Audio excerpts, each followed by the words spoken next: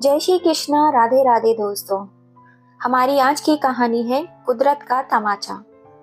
सर्दी अपने चरम सीमा पर थी। घर के बाहर बर्फ जैसा कोहरा फैला हुआ था। ठंड इतनी थी कि हाथ पैर भी जम रहे थे। कमला जी सुबह जल्दी उठकर हाथों को सेकते हुए रसोई घर में चाय बना रही थी। तभी कमला जी की बहू, जो किचन में सब्जी काट रही थी, अपने तीखे स्वर में बोली, oh my God, today is very cold day. Kamla ji ने अपनी बहू की तरफ देखकर हैरानी से पूछा, क्या मुझसे कुछ कह रही हो बहू? मुझे तो कुछ समझ में ही नहीं आया। स्नेहा ने झुंझलाते हुए कहा, अरे माँ जी, मैं तो भूल ही गई थी कि आपको अंग्रेजी नहीं आती। वो मैं कह रही थी कि आज बहुत ज्यादा सर्दी है।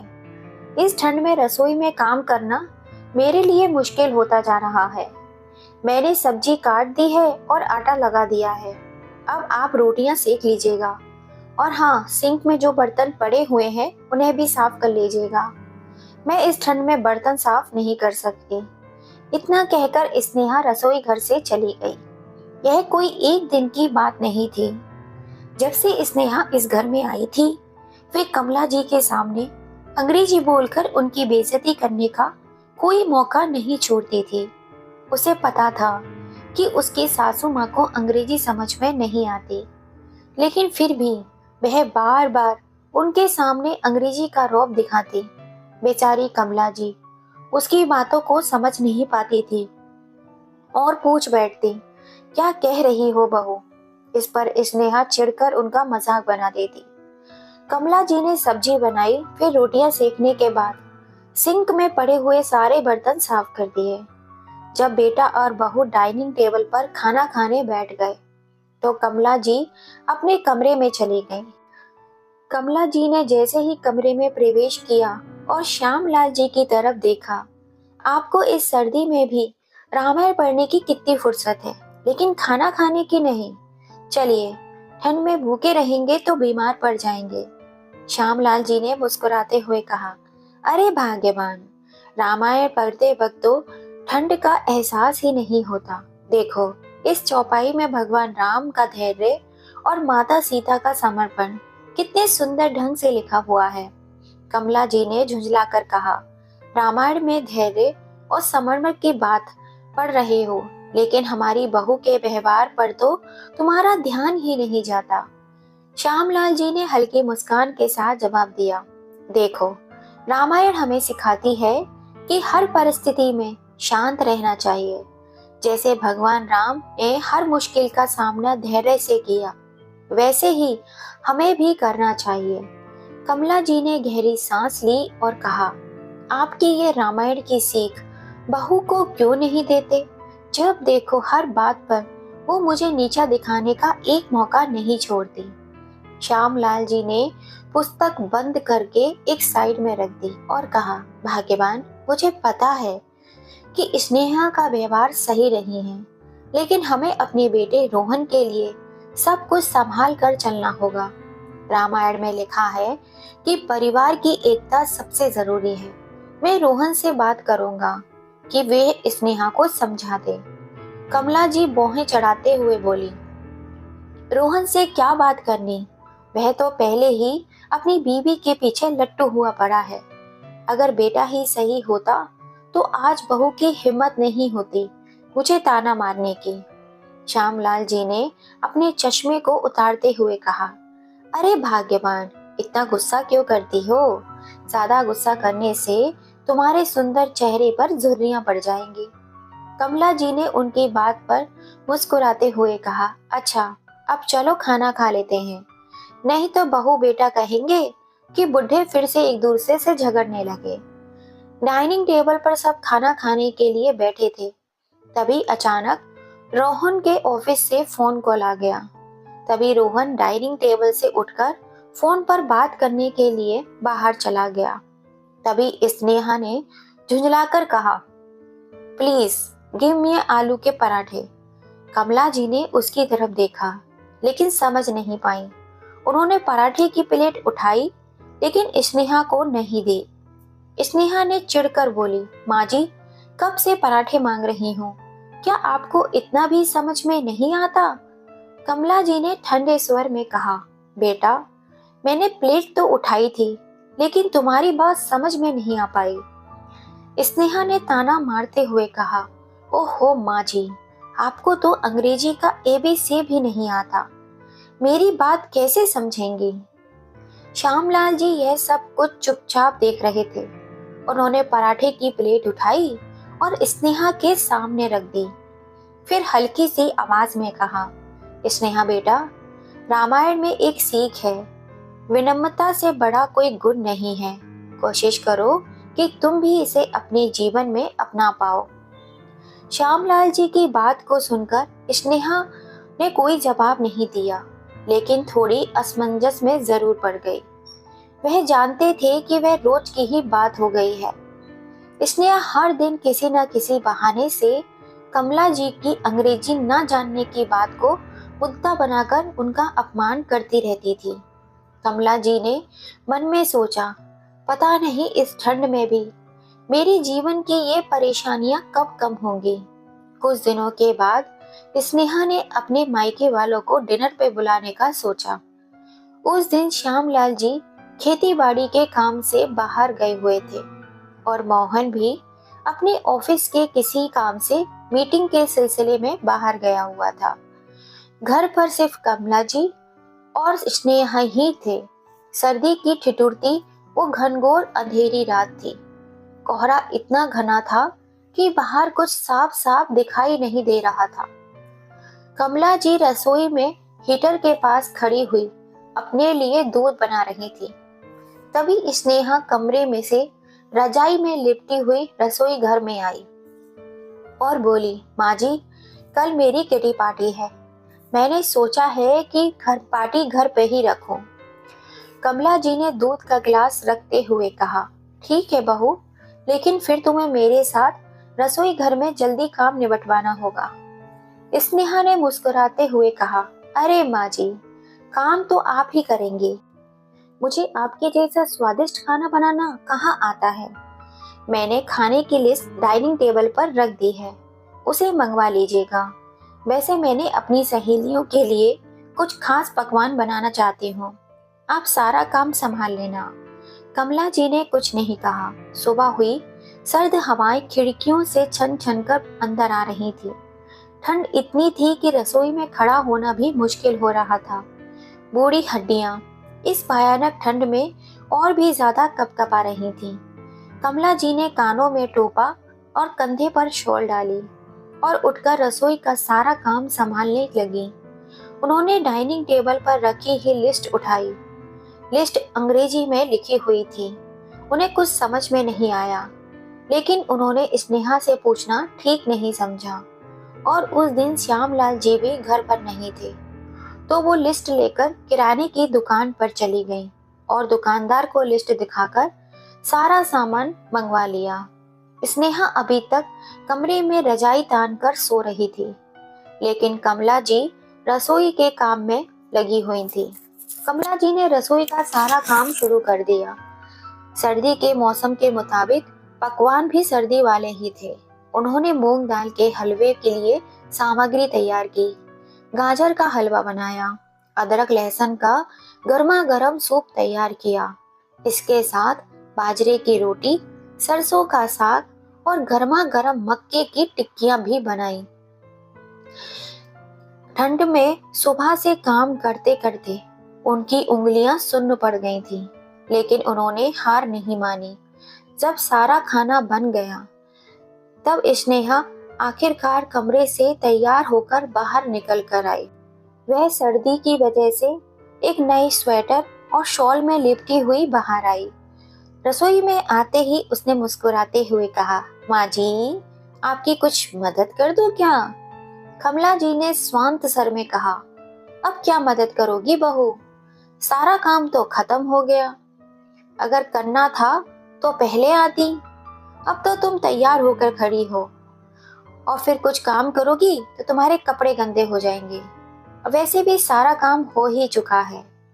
स्नेहा ने कोई जवाब नहीं दिया और अपनी सहेलियों को फोन करने चली गई। कमला जी ने खाने को डाइनिंग टेबल पर सजाया और कमरे में आराम करने चली गई। ठंड के कारण उनके घुटने और कमर में दर्द हो रहा था, लेकिन चैन कहाँ। थोड़ी देर में स्नेहा कमरे से आकर बोली, माँ जी, मेरी सहेलियां आ गई हैं।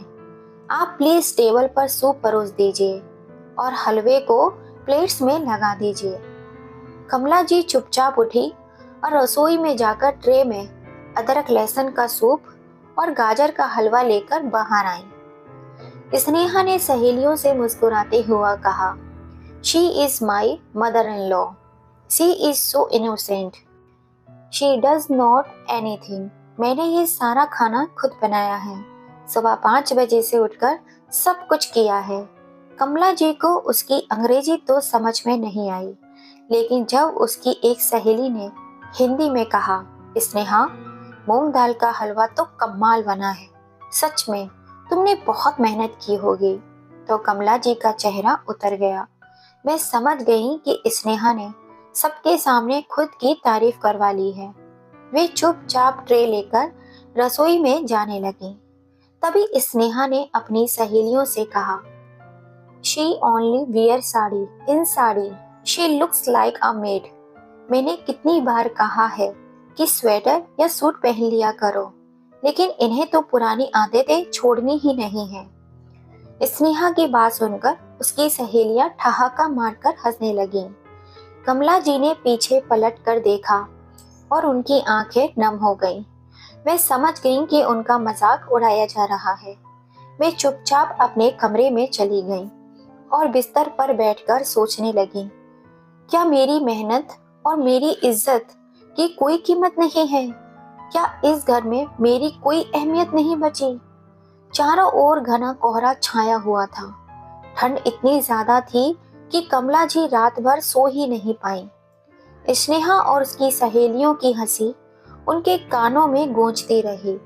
उन्होंने ठंड में भी रजाई में दुबके दुबके यही सोचा, अब उन्हें ऐसा क्या करना चाहिए कि उनकी बहू बार बार उनकी बेइज्जती ना करे। खुद को कोसते हुए उन्होंने सोचा, काश मुझे भी अंग्रेजी बोलनी आती।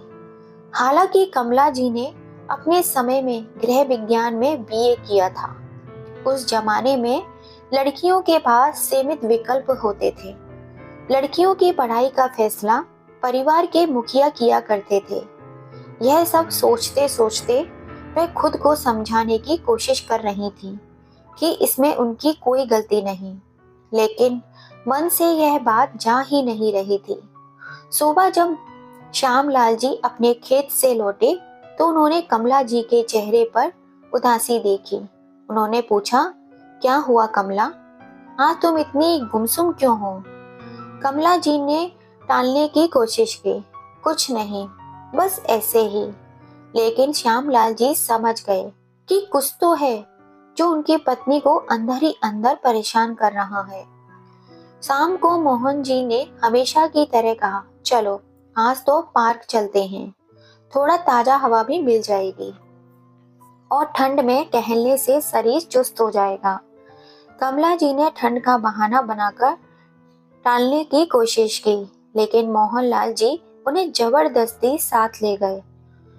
पार्क में दोनों टहलते टहलते पास की एक बेंच पर बैठ गए। ठंडी हवा चल रही थी और लोग पार्क में अलाव के पास बैठे हुए थे।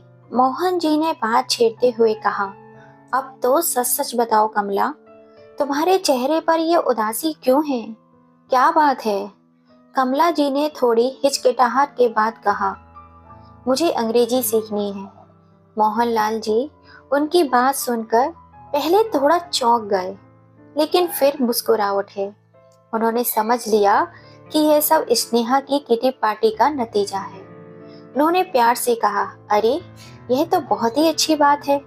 अगर तुम अंग्रेजी सीखना चाहती हो, मैं तुम्हारे लिए ट्यूशन ढूंढ लेता हूँ। कमला जी ने थोड़ा संकोच करते हुए कहा, लेकिन स्नेहा को पता चला तो वो हंसी उड़ाएगी, कहेगी इस उम्र में अंग्रेजी सीखने चली हो, और फिर जाने आने में भी बहुत वक्त लगेगा। बहू बेटे से क्या कहेंगे?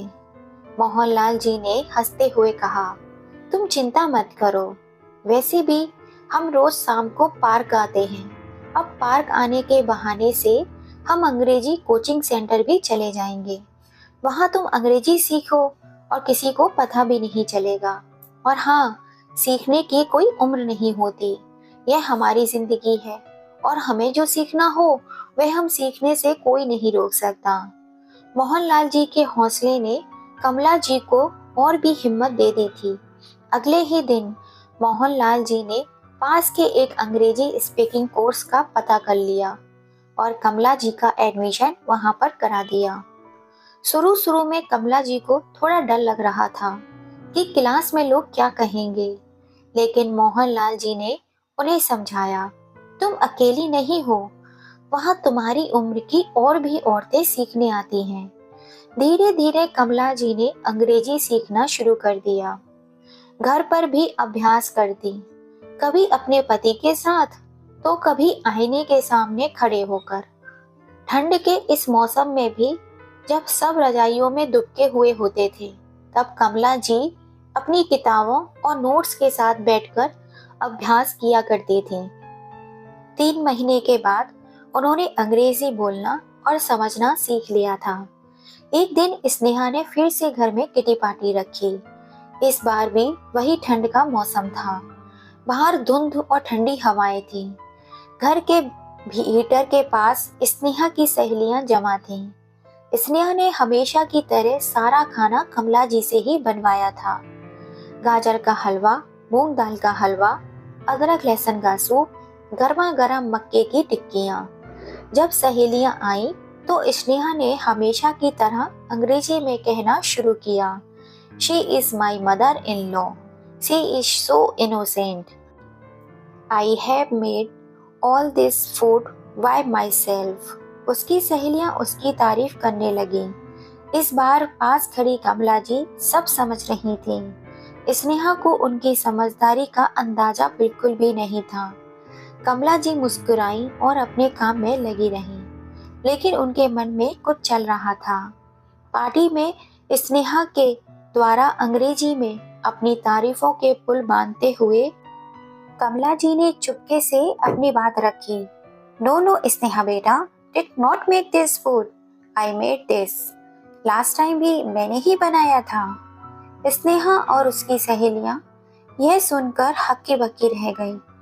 उनकी सासू माँ अंग्रेजी में बात कर रही थी और उनकी सारी बातों को समझ भी रही थी। स्नेहा की तो हवाइयाँ ही उड़ गईं।